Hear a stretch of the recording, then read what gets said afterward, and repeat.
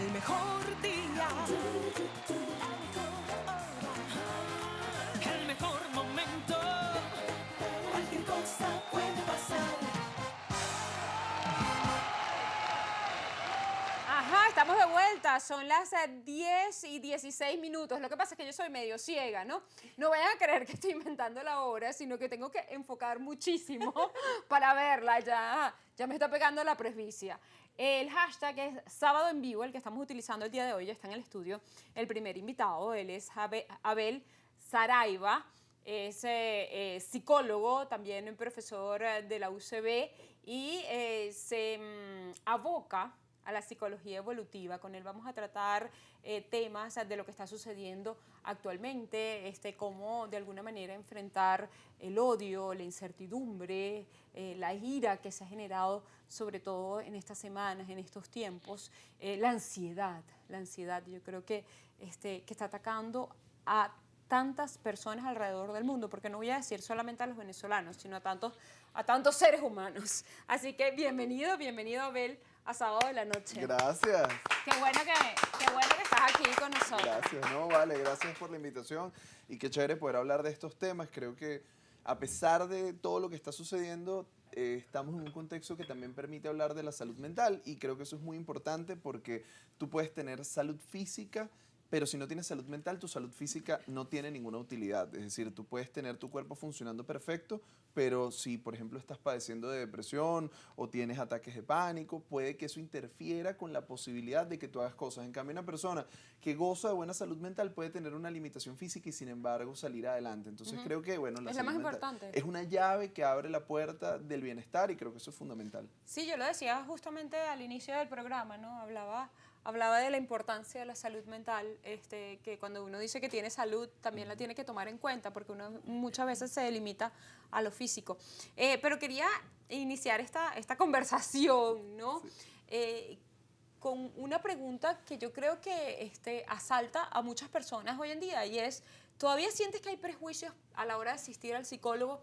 Es decir, da vergüenza compartir o decirle a los amigos, mira, hice una ¿Crees cita que te con el vas a ver como psicólogo, loco? o llegar allí? Exactamente, sí, por allí va. Mira, creo que hay dos extremos, ¿no? Ajá. O sea, por un lado, pareciera que hasta cierto punto es una moda, ¿no? Decir, Sí, o sea, exacto. estoy en terapia, incluso si no lo estoy, y claro, y el tema es que ahora la gente mete en un saco de lo que considera terapia un conjunto de cosas que, a ver, pueden tener algún valor terapéutico, pero no todas son terapias llevadas a cabo por gente que tenga la preparación adecuada, ¿no? O sea, metemos en el mismo saco, si me echo las cartas, entonces, bueno, yo creo que eso es terapéutico porque la astróloga me dice que si voy a hacerme constelaciones familiares, creo que eso es terapia y, a ver, respeto muchísimo que hay gente que esto le funciona, pero esto no es terapia. Es decir, terapia implica una persona, además, estar Terapia implica ciencia. Claro, y implica estar acompañada por alguien que tenga la responsabilidad para poder acompañarte a atravesar quizá las cosas más difíciles de tu vida. Pero, por un lado, creo que ha habido un progreso en el sentido de que más personas se animan a contar que han tenido problemas de salud mental, vemos más artistas que lo hacen Sí. también, y creo que esto abre una puerta bien interesante. Ahora, sigue habiendo mucho prejuicio. ¿Por qué? Porque nos da pena sobre todo reconocer nuestros problemas, ¿no? Y de alguna manera, qué sé yo, se te daña el carro. Nadie se Por avergüenza. ejemplo, ¿Qué pasó? Cosas que pasan. antes de llegar al programa, cuando salí de mi casa, mi carro no prendió. Entiendo Pero me todo. relajé Claro. y dije, bueno, no pasa nada, tomo un taxi y no voy a crear de eso un conflicto mental y emocional. A ver, ya el lunes tendrás tiempo para ponerte Claro. triste con el mecánico, pero en cualquier caso, yo creo que sí.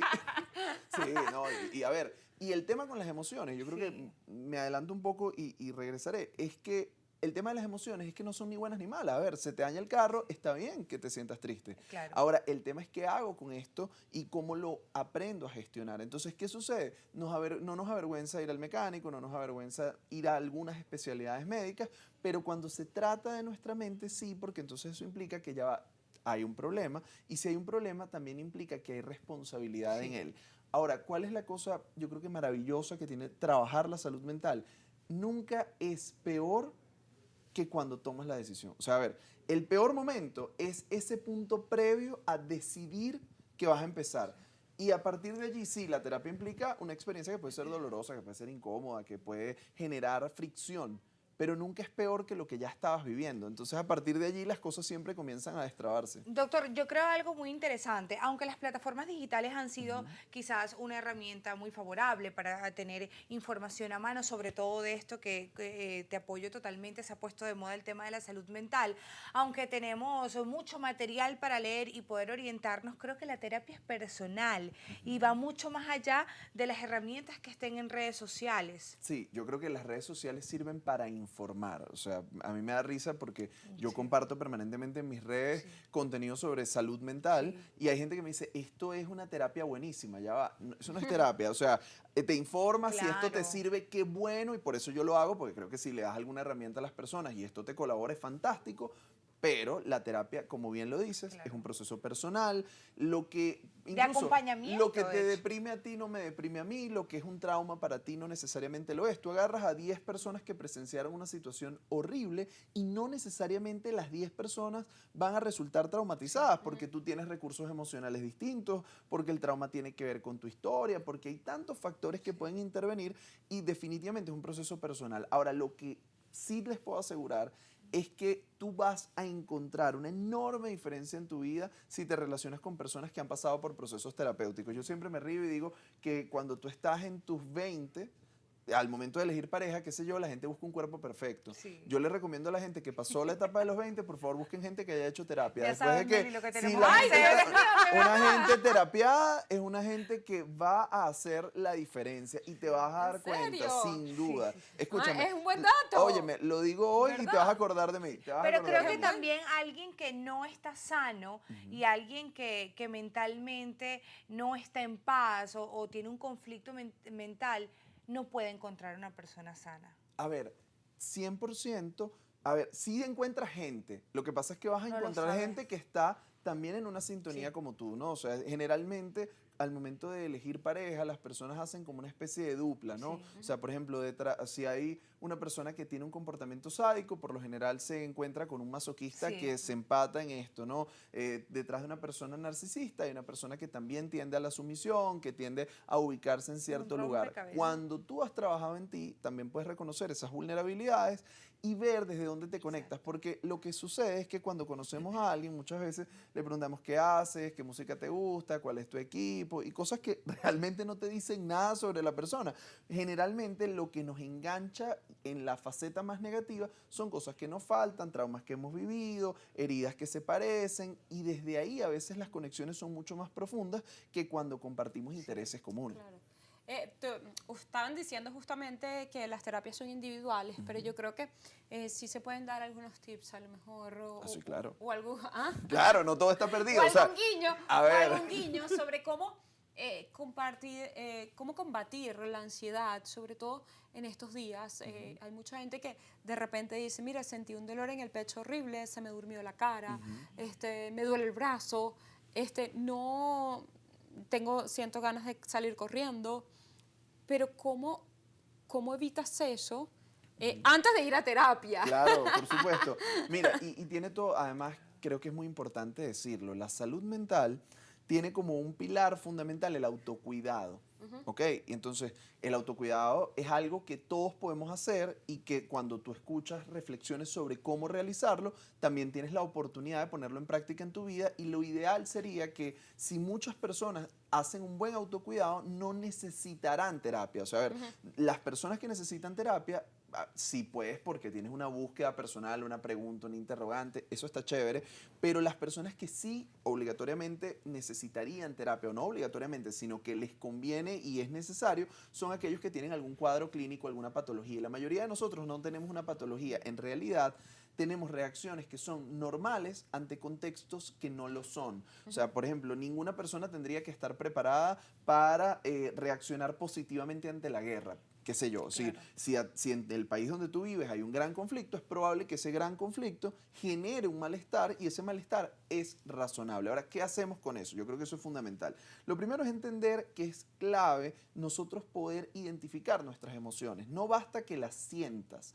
Hay una diferencia enorme cuando tú le pones nombre a lo que sientes. No es lo mismo que yo me siento mal, pero ese mal puede ser triste, puede ser molesto, puede ser muchas cosas.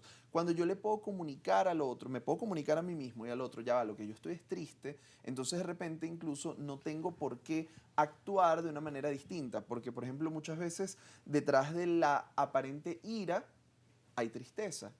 A ver, las emociones se transforman, ¿no? Y yo creo que eso es importante. Es decir, qué sé yo, la rabia es una emoción súper válida que implica que hay algo que es injusto, que hay algo que no nos gusta, pero cuando no atendemos lo que esa emoción nos demanda, se transforma en ira, así como la tristeza puede transformarse en Y depresión. la puedes pagar con cualquiera Totalmente.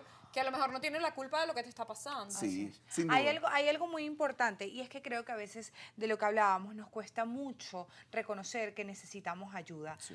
Pero ¿hay algún tipo de ayuda, doctor, o algún tipo de sugerencia, de guía para las personas que están al lado de una persona que necesita terapia?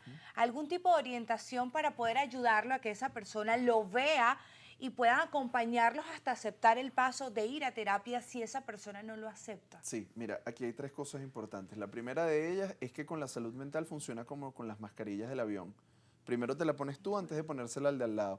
Es muy difícil pretender salvar a otro si uno no se salva. Creo que Ricardo Arjona fue para terapia. Porque él dice eso, es verdad, en un concierto en vivo, y que el amor es como primero te salvas tú y Claro, después- Bueno, es totalmente ahora, cierto. pero para que tú... Perdón la referencia, Orlando. Sé que me vas a matar. Arjona es un tipo polémico.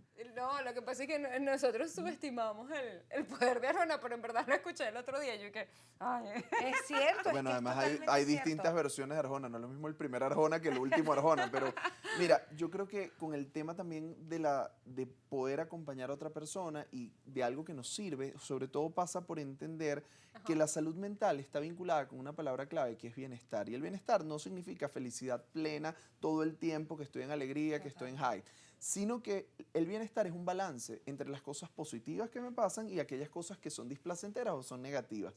¿Qué ocurre? Yo no voy a poder eliminar de mi vida el estrés.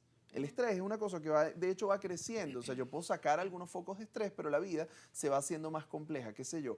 Si tú le preguntas a un chamo que está en bachillerato y tiene una exposición, eso le parece que es el gran evento del mundo. Y a esa edad es el gran evento del mundo. En la universidad un parcial, wow. Y probablemente ya cuando entras en la vida adulta, dices, ¿sabes qué? Extrañaría poder estar preocupado esos por un sean los parcial. Claro, conflictos. pero bueno, cada momento tiene Claro, lo es suyo. así. Ahora, introducir placer y bienestar creo que es fundamental y lo subestimamos. Y más en contextos de crisis o donde hay conflictividad, la gente siente que no hay espacio para que tú te sientas bien, ¿no? O sea, si tú no estás conectado con un sentimiento de sufrimiento, o sea, si tú no De estás culpa. si tú no estás allí, evidentemente tú estás en algo mal. Y esto creo que es algo que hay que revisar porque además todos necesitamos momentos de recargar, qué es lo que te hace sentir bien a ti. Entonces yo siempre le digo a la gente, y esto es una cosa súper práctica, un día tiene 1440 minutos. Si tú te dedicas 5 minutos al día vas a ver una diferencia notable y te quedan 1335 para el resto de la humanidad. Ahora, para no dejar sin respuesta lo que me decías, fundamental para acompañar a otro es entender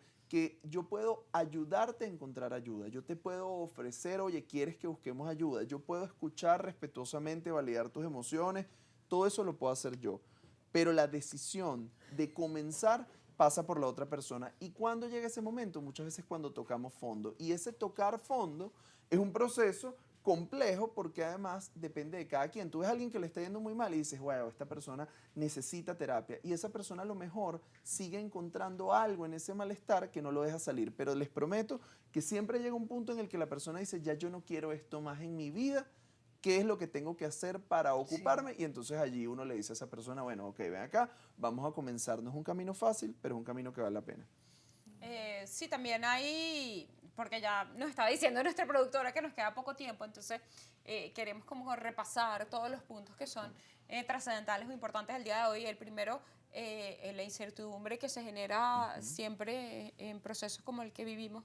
Y después, o sea, cómo la combates o cómo la placas, yo creo, no es cuestión de combatir, ¿no?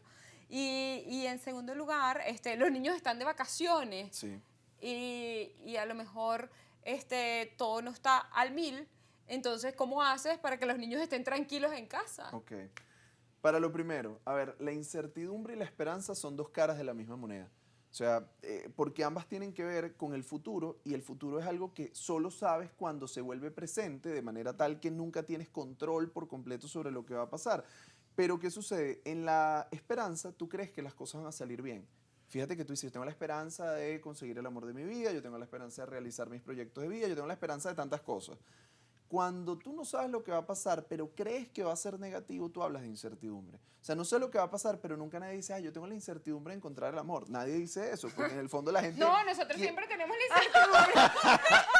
Bueno, Yo creo que vamos a terapia las dos. Sí, Yo siempre tengo la incertidumbre bueno, de encontrar el amor. bueno, porque a veces, bueno, el panorama no se ve Ya positivo. yo tengo la decepción de no haber... Ahora, yo creo que el centro para uno poder en efecto gestionar la incertidumbre pasa por identificar qué está bajo mi control, qué cosas dependen de mí, porque generalmente depositamos la esperanza en factores externos que no controlamos. Entonces, si yo, a ver, para resolver el problema de mi vida, yo necesito que alguien que no me conoce, con quien yo no tengo una comunicación directa, haga ciertas cosas, probablemente me va a frustrar, me va a decepcionar y no voy a encontrar un vehículo para que las cosas sucedan como yo quiero. Ahora, ¿qué invito yo a la gente? A dejar de esperar la esperanza como una cosa vertical, sino que podamos mirar a los lados, porque siempre te vas a encontrar en tu vida gente inspiradora, gente que está haciendo cosas positivas, gente que está haciendo cosas con las que tú conectas Bueno, y eso es una fuente de por eso esperanza. decidimos traerte el día de hoy, para que inspires a nuestros televidentes. No, de verdad. es en Qué serio. bueno, pero Además, yo ojo. creo que una herramienta, lo pregunto, no será válido en esos momentos de ansiedad identificar las cosas que traen paz a nuestra vida, Sí, claro. identificar las cosas que nos relajan. Puede ser una canción en específico, puede ser ver fotos de eventos alegres que ya han pasado junto a tu familia, junto a tus seres queridos, recordar algo, ver el mar, ver el cielo, comerte un helado, o sea, identificar cuáles son esos pensamientos o esas acciones que pueden traer calma a mi cuerpo Sin en ese duda, momento. es que para el bienestar y el autocuidado es fundamental que tú hagas cosas que a ti te vienen bien y eso solo lo sabes tú y mientras no dañes a otro, todo se vale. Ahora, ¿qué es importantísimo acá entender? Cómo también hay cosas muy sencillas que nos regresan la sensación de control y a propósito de la incertidumbre, y esto aplica también para los niños, Sí, exacto. Te iba justamente a preguntar sobre el tema de los niños porque tienes 18 años con Secobat, Sí. que justamente se encarga de los derechos humanos de la niñez, ¿no? De Sí. preservarlos. Sí, de hecho allí tenemos... Sobre todo la no violencia. Sí, allí tenemos un servicio de atención psicológica gratuita que atiende casos de todo el país, casi 13.000 personas al año atendemos. Y mira, algo que funciona para la salud mental del adulto y de los niños, y sobre todo en momentos donde hay que pasar mucho tiempo en casa, es el tema de la rutina. ¿Por qué la rutina? Cuando uno escucha rutina, uno piensa en algo aburrido, eso que hace que se acabe el amor, pero no, la rutina individual, la rutina que tiene que ver con la cotidianidad es positiva. ¿Por qué? Porque implica darle un orden. Cuando el mundo está caótico allá afuera, yo tengo que hacer un esfuerzo por recuperar la sensación de control. Y esa sensación de control viene dada con la regularidad de las cosas. Fíjate, tú te levantas en la mañana y qué sé yo, te cepillas los dientes y no estás conflictuado, ¿me cepillaré o no me cepillaré los dientes? No, lo haces y ya, porque forma parte de tu cotidianidad. Cuando tu vida cambia, es importante tratar de encontrar en qué momentos duermo, en qué momentos como, en qué momento me recreo, o sea, darle a cada cosa de nuestra vida un espacio, hacerlo constantemente y esto va a ayudar a estructurar nuestra propia sensación de control y la de los niños. Ahora, con los niños en casa, mira, validar que ellos también se sienten como nosotros. Los niños no se calman porque les regañes, porque les grites, los niños se calman en la medida en que hay alguien que también les ayuda a regular sus emociones. Aprendemos a regular las emociones de afuera hacia adentro, no de adentro hacia afuera. O sea, nos enseñan a regular nuestras emociones. Creo que por otro lado es muy difícil, por ejemplo, muchos papás se preocupan que no quiero que mi hijo pase tanto tiempo en pantalla y qué alternativa le ofrecemos. Yo creo que es fundamental ofrecer alternativas en el orden de contacto, de interacción, porque a veces estamos con nuestros hijos o con personas a quien queremos en la mesa y estamos así, estamos chateando. Entonces, evidentemente que ahí no estamos. Entonces, presencia, validar las emociones, rutina, alternativas, y creo que también es válido que como adultos les digamos a nuestros hijos, oye, ¿sabes qué? Yo también estoy triste, yo también estoy molesto, yo también estoy preocupado. Que sepan que no solo les pasa, les sucede a ellos. Absolutamente, porque si no les decimos cómo nos sentimos, ellos pueden atribuir, y sobre todo mientras son más pequeños, que hicieron algo mal. Y no es que el país, no es que la vida personal de nosotros como adultos, sino que ellos hicieron algo que a nosotros nos ha disgustado y esto genera muchísima ansiedad, que luego se traduce en lo que llamamos un mal comportamiento. Entonces, en la medida en que conectamos también desde esa empatía, conectamos también desde la conciencia que los niños tienen un proceso y que requieren nuestro acompañamiento, por allí las cosas mejoran un montón. Abel, muchísimas gracias por este tiempo, muchísimas gracias por compartir tus conocimientos y por favor, ¿dónde te pueden localizar? Aquellas personas que a lo mejor quieren continuar con Yo estos quiero consejos. comenzar terapia. Quieren comenzar terapia. Mira, yo Doctor, siempre... la semana que viene comienzo. Yo siempre le digo a la gente que comenzar terapia, yo le prometo siempre, esto es la primera consulta con mis pacientes, yo le digo, es como Winston Churchill decía, sangre, sudor y lágrimas, es un proceso complejo, un proceso retador, pero es un proceso que vale la pena y te cambia la vida. @Abel Saraiva en todas las plataformas, por allí me pueden encontrar. Además que yo creo que la diferencia, disculpa, entre el psicólogo e ir a que te lean las cartas, es que las cartas te dicen lo que tienes que hacer. El psicólogo te escucha. Mira, Y yo creo que es mucho más Sin importante, duda, ¿no? Que te las, escuche. las cartas te dicen lo que tú en el fondo quieres Quieres, escuchar. exacto. El psicólogo te va a decir cosas que tú no has querido oír también, pero que necesitas. Y por supuesto, para hacerlo hay que escuchar. Así que, fantástico, están 10 de 10 con la salud mental. Abel, muchísimas gracias. Gracias a ustedes. Abel Saraiva, para que lo busquen a través de las redes sociales. Vamos a una pausa y regresamos con más invitados que nos van a nutrir de alguna manera.